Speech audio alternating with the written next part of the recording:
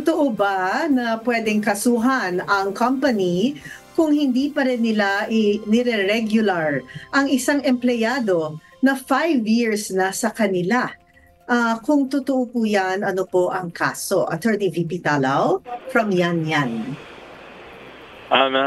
Miss Jackie, yun pong pwedeng ikaso natin kapag ang usapin is yung tinatawag natin dyan, labor dispute, or yung controversy involving yung kontrata between the employer on the one hand and the employee on the other hand.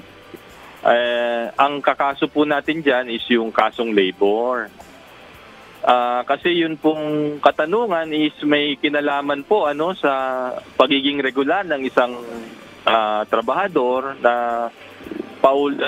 year by year nagseserbisyo sa same company, same employer.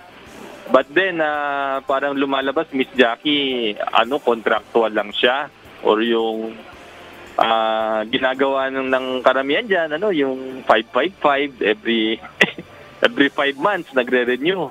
So, Yes. ang ibig sabihin nun, hindi po niya natatanggap yung mga benepisyo na dapat matanggap ng isang regular employee.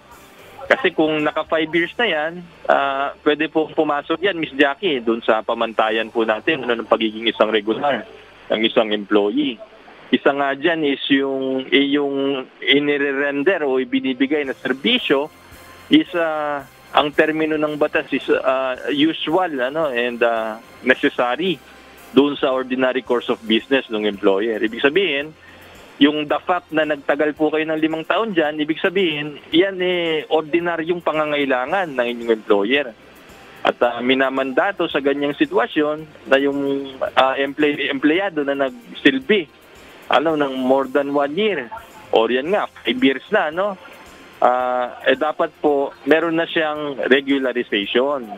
Dapat qualified na siya sa benefits ng isang regular employee. At yung tinatawag nating security of tenure. Ibig sabihin, hindi po siya basta dapat matanggal sa kanyang trabaho.